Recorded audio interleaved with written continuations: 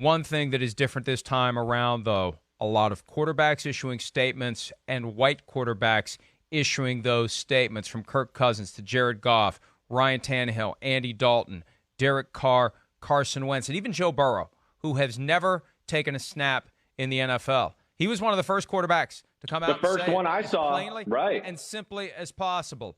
The black community needs our help. They have been unheard for far too long. Open your ears, listen, and speak. This isn't politics. This is human rights. And here's why it's important that white quarterbacks are speaking up. This is a quote that Richard Sherman, the 49ers cornerback, gave to Albert Breer of SI.com on the issue. I'm impressed with the white quarterbacks speaking up because those are voices that carry different weight than the black voices for some people. Right.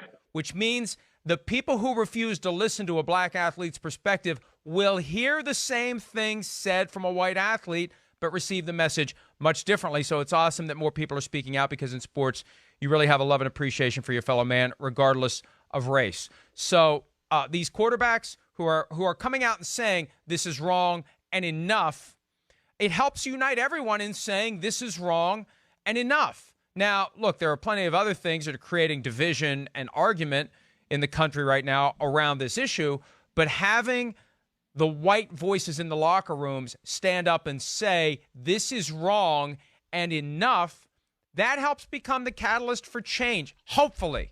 If this moment isn't the catalyst for change, I don't know what is. But having that many quarterbacks who are leaders of the team and who are white joining in that chorus, Chris, helps, I think, everyone come to this conclusion. When the dust settles on this, it's time for change. It's time to come up with a way to end these systemic issues and to secure better treatment for minorities at the hands of our law enforcement. Yeah, well, because this isn't about politics or anything like this. This is about, human rights. This is about right or wrong. And quarterbacks, first off, yes, being the leaders of the football team, the faces of the franchise, got the $1 million smile, got the money. Hey, the quarterback's famous because, hey, he can conversate with corporate America, and, he can hang in the locker room and talk shop with the guys and do all those things, right? So he is that guy to be that crossover guy that Richard Sherman's talking about. And first off, Mike, Joe Burrow, he's the guy that I saw, and I believe that was the first tweet I saw addressing the George Floyd incident from an NFL quarterback. And I just can't say enough about that, first off. I just can't. It shows where this guy is, his leadership, how aware he is of society, people in general. It shows in even before this that, I thought he was that type of guy. So I really want to give him credit, one, for kind of leading the charge, because I felt like Joe Burrow let this out there. And then all the other quarterbacks kind of stepped in line, were like, hey, he's right. There's no doubt. Let's follow Joe Burrow's lead. So that shows what kind of guy he is off the bat. But, this is very important, not only for our community, but, hey, as a white quarterback in the locker room, too. Again, a lot of these guys on the football team, of course, are black. There's a lot of your best friends, guys that you've been around. You hear stories that they've had to deal with growing up in tough situations, in urban areas or, low-income areas. And you do have a sensitive part in your heart to all these issues and things like that. So to be a white quarterback, or be a quarterback in general, you're looked at as a leader. But you can lead in so many different ways, and it's just good to see so many of them come out there and kind of voice their displeasure on the situation. And just because others haven't, it doesn't mean they haven't found other ways to handle the issue among their teammates. It could be that a quarterback who didn't issue a statement has personally spoken by phone to every single teammate, white or black, on his roster to make sure guys are okay. How are you dealing with this? Are you okay? Do you need to talk through anything? Because, look, this all fundamentally comes down to the disconnect between those broad statements that supposedly govern American life, the things in the Declaration of Independence, the right to life, liberty, and the pursuit of happiness, the national anthem, the text of the national anthem, the lyrics, the land of the free and the home of the brave. Are we really free? Are we all really free?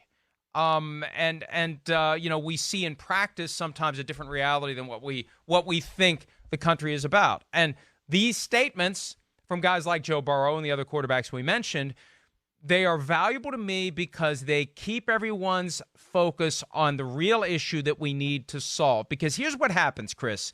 What happens is the people who are made uncomfortable by the expectation that we are going to tear the house down and rebuild it, that we're going to come up with a system that doesn't include systemic discrimination on the basis of race. Those people who don't want to do it, those people who are made uncomfortable by it, are deflecting by saying it's horrible that they're looting, it's horrible that they're rioting, it's horrible that they're doing this, because they'd rather do that than say, you know what, these guys are right. This system sucks. Well, we need to fix it. So having these voices that are lining up in unison operates as a way to pull the issue back. Yeah, you can be upset about the looting. You can be upset about the rioting. It shouldn't be happening. That's fine. Right. But don't change the subject. The underlying problem needs to be fixed, and having all these voices say that, and we're trying to join in that chorus as well. Let's not lose sight of what we ultimately need to fix, folks. So there's going to be looting and rioting once a year or twice a year or every time that there's an innocent person, or at least a person who hasn't received due process, who meets a police officer, decides to be judge, jury, and executioner in 9 minutes or less. Yeah, that's right. I mean, that's what we're calling for as human beings. That's what these quarterbacks are calling for, a change in society.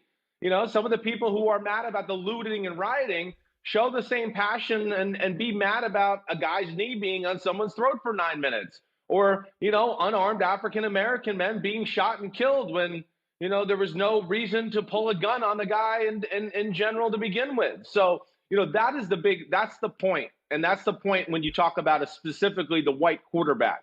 The white quarterback can bring the conversation back to where it needs to be. The white quarterback can get that white man on the fence, right, who's, you know, maybe has some of those racist issues fighting inside of his brain, to where, you know, a guy like Joe Burrow or Derek Carr or Ryan Tannehill, whoever it may be, he comes out and shows the support for the African-American community. Maybe that guy who is dealing with those racist thoughts in his brain, hey, now we hear something like that from a white guy, and yeah, it rings true. As screwed up as that may be, he might go, you know what, he's right, whatever that is. So, you know, there is importance here. And of course, with the pedestal you have as a National Football League quarterback, you have about as big of a pedestal as you're ever going to get in your life as far as that's concerned. And again, this isn't about like, oh, don't worry about ruffling people's feathers or, you know, political correctness. This has nothing to do with any of that. That's where I'm sick of hearing people say that over the weekend.